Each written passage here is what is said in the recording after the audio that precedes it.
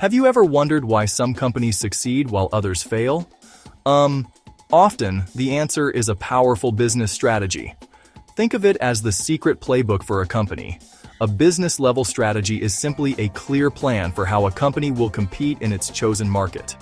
This plan is not just for big bosses in tall office buildings.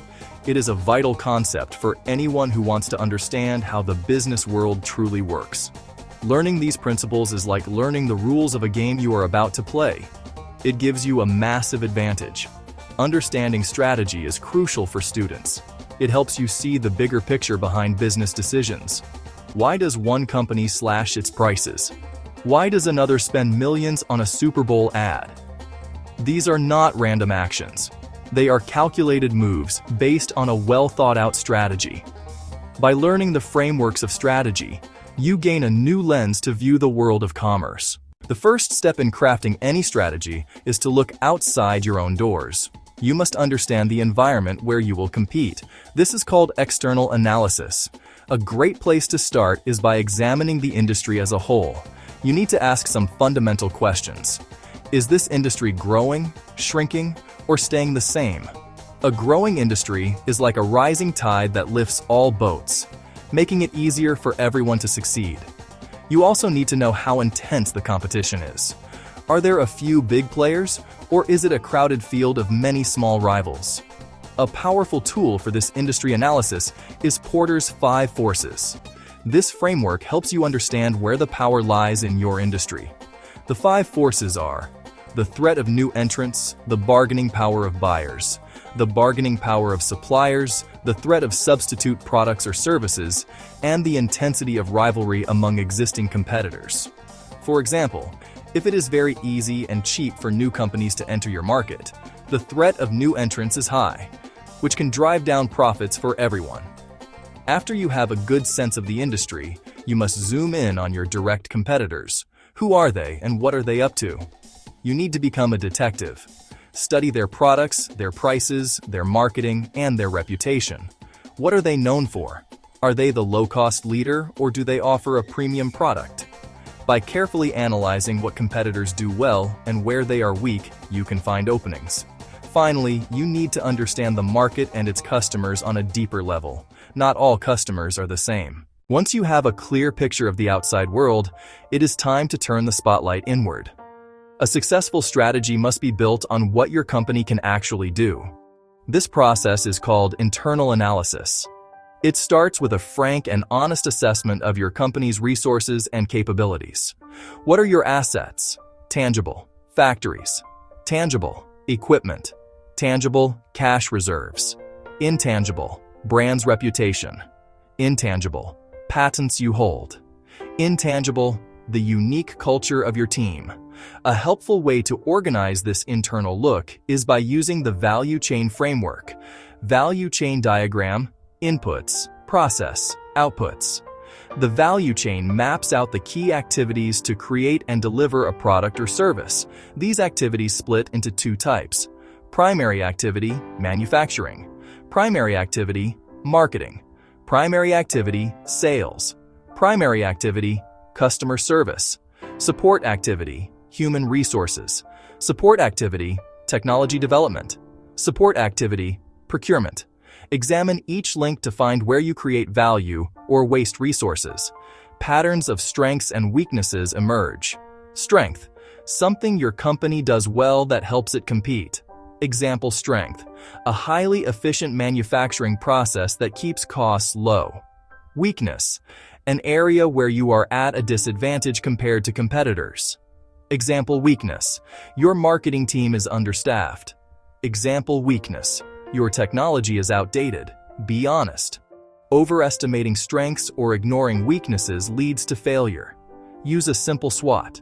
Strengths, weaknesses, opportunities, threats. To summarize, from strengths, you identify core competencies. Core competencies, special, hard-to-copy capabilities. Example, Honda, expertise in engine design. Example, Apple, user-friendly product development. Example, Amazon, mastery of logistics. These deep skills are the engine of competitive advantage. Design strategy to leverage and build these core competencies, making them how you compete and win. After thoroughly analyzing the external environment and your internal capabilities, the moment of decision arrives. You must choose how you will compete. This is the heart of business-level strategy. The legendary strategist Michael Porter simplified this choice down to 3 fundamental options, which he called generic strategies. The first option is cost leadership. This strategy is all about becoming the lowest cost producer in your industry. Companies pursuing this path are obsessed with efficiency. They streamline operations. They negotiate hard with suppliers. They use economies of scale to drive their costs down. The goal is to offer prices competitors cannot match while still making a healthy profit. A classic example is Walmart, which uses its immense buying power and hyper-efficient logistics to offer everyday low prices. The second path is differentiation. A differentiator seeks to be unique in ways customers value. Superior product quality, innovative design, exceptional customer service, powerful brand image. Because the product is special, the company can command a premium price. Apple is a master of differentiation, sleek design, intuitive user experience, strong brand. The third generic strategy is focus. Target a very specific, narrow segment and serve it exceptionally well. This focus can take one of 2 forms: cost focus, low-cost provider for a niche; differentiation focus, unique, specialized product for a niche. For example, a luxury watchmaker like Rolex uses a differentiation-focused strategy, catering exclusively to high-end customers who value craftsmanship and prestige. These strategies provide a clear direction and prevent a company from being stuck in the middle. Let's dive deeper into the strategy of differentiation, as it is one of the most powerful ways for a business to create a lasting advantage. At its core, differentiation is about answering a simple question for the customer. Why should I buy from you instead of anyone else? If your only answer is because we are cheaper, you are a cost leader. If you have any other compelling answer, you are on the path of differentiation. This strategy is about creating perceived value that makes your product or service stand out as the superior choice, even if it costs a little more. The sources of differentiation are nearly limitless, bounded only by a company's creativity. It can be based on the product itself, such as features, performance, durability, design. Think of how Dyson differentiated its vacuum cleaners with its unique cyclonic technology and futuristic look. Differentiation can also be based on the service that surrounds the product. Zappos, the online shoe retailer, built its entire brand on providing legendary customer service, including free shipping both ways and a 365-day return policy.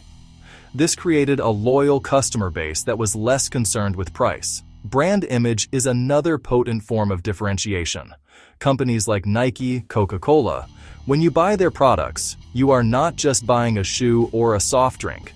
You are buying into a story, a lifestyle, a sense of identity. Building such a brand requires long-term investment in consistent marketing and delivering on the brand's promise every single time. However, pursuing a differentiation strategy is not without its challenges. It often requires significant investment in research and development or in marketing to build a strong brand. There is also the constant risk that competitors will imitate your unique features, eroding your advantage over time.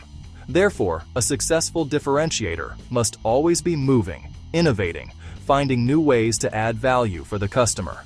The goal is to create a moving target that competitors can never quite catch, ensuring that your business remains the preferred choice in the minds of your target audience. This really is about making yourself unmistakable. Most companies do not sell just one product. They manage a portfolio of different products or business units, each with its own potential and challenges. A key strategic task is deciding how to allocate limited resources, like money, time, talent, among these different parts of the business. 2 classic tools help managers think through this portfolio puzzle: the Boston Consulting Group matrix and the General Electric matrix. The BCG matrix is famous for its simplicity and memorable categories. It plots all the business units on a 2x2 grid, The vertical axis represents the market growth rate. The horizontal axis represents the relative market share. This simple grid creates 4 quadrants. Stars are high growth, high share products that are leaders in their market. Cash cows are low growth, high share products that generate a lot of cash. Question marks are high growth, low share products with uncertain futures. Dogs are low growth, low share products. Using the BCG matrix provides clear strategic guidance. The ideal flow is to use the steady cash generated by your cash cows to invest in your stars, ensuring their continued growth and leadership. You also need to invest in your most promising question marks, trying to turn them into the stars of the future. The less promising question marks might be divested or discontinued. Finally, dogs are typically candidates for being sold off or phased out. This model helps a company balance its portfolio between cash today and growth tomorrow. While the BCG matrix is simple, some critics find it too simple. The GE matrix, developed by McKinsey & Company for General Electric, offers a more sophisticated approach. Instead of just market growth and market share, it uses 2 broader dimensions: industry attractiveness and business unit strength. Each of these dimensions is determined by a variety of factors. For example, industry attractiveness might include market size, growth rate, profitability, while business unit strength might consider market share, brand equity, technological prowess.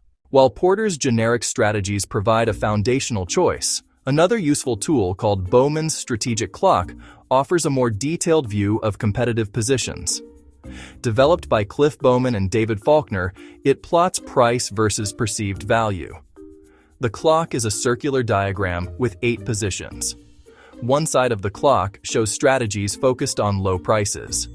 Position 1, low price and low perceived value, a no-frills offering. Position 2, the classic low-price strategy, cost leadership. These positions appeal to highly price-sensitive customers. Success here depends entirely on having a lower cost structure than all competitors. In the middle of the clock, we find hybrid strategies. Position 3, hybrid, higher perceived value but at a low or reasonable price. Companies like IKEA have excelled here. Stylish flat-pack furniture. Southwest Airlines is another example. Fun-friendly flights that keep costs low. On the other side of the clock are differentiation strategies. Position 4, differentiation, high perceived value at an average or premium price. Position 5, focused differentiation, the highest perceived value at a high price. Think Ferrari, think Gucci. The remaining positions on the clock represent non-competitive strategies destined to fail. For example, offering a standard product at a high price. The clock serves as a clear map to help a company see where it is and where it might need to move to succeed. A brilliant strategy that sits on a shelf is worthless. The true test of any strategy is in its execution. This is often the hardest part, where many companies falter. Strategy implementation is the process of turning your strategic plan into concrete actions and results. It requires deliberate effort and careful management. The first step is to allocate resources in line with your chosen strategy. This means directing your money, your people, and your technology. If your strategy is differentiation through innovation, you must fund your research and development department. If it is cost leadership, you must invest in process efficiency. Next, you must ensure your company's structure supports your strategy. A company's organizational chart is not just a set of boxes and lines, it is the skeleton that determines how information flows, how decisions are made, and how people collaborate. A strategy of rapid innovation might require a flexible, decentralized structure, cross-functional teams. In contrast, a cost leadership strategy might benefit from a more centralized, hierarchical structure, tight controls, standardized procedures. With resources and structure in place, you need to create detailed action plans. A high-level strategy needs to be broken down into smaller, manageable tasks and projects. Each task should have a clear objective, a deadline, a budget, and a person or team responsible for its completion. Clear communication is absolutely vital during this stage. Everyone in the organization, from the top floor to the front line, needs to understand the strategy, why it is important, and what their specific role is in making it happen. Finally, implementation is not a one-time event. It is an ongoing process that involves changing the way people work. Once your strategy is in motion, your job is far from over. The business environment is constantly changing, so you must continuously monitor your progress and be ready to adapt. This is the control and evaluation phase of the strategic process. To do this effectively, you need to establish key performance indicators, or KPIs. These are specific measurable metrics that tell you if your strategy is working. For a cost leadership strategy, a key KPI might be cost per unit. For a differentiation strategy, it might be brand awareness.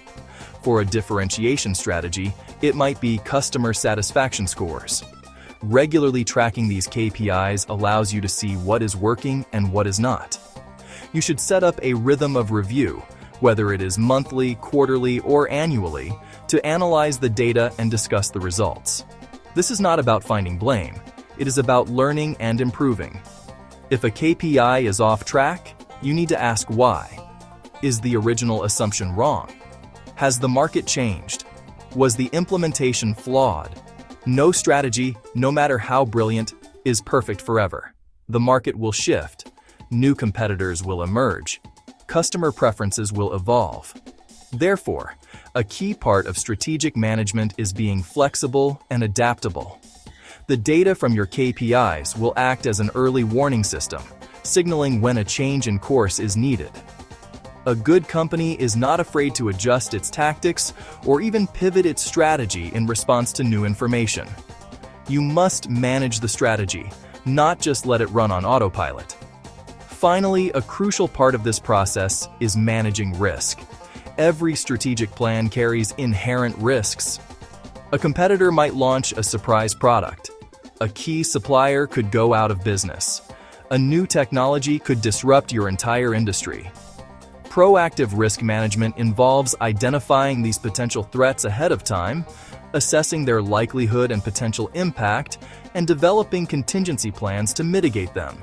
By thinking about what could go wrong, you can be better prepared to handle setbacks and keep your strategy on the path to success, ensuring your company not only survives, but continues to win in the long run. If this helped, like, subscribe, and share.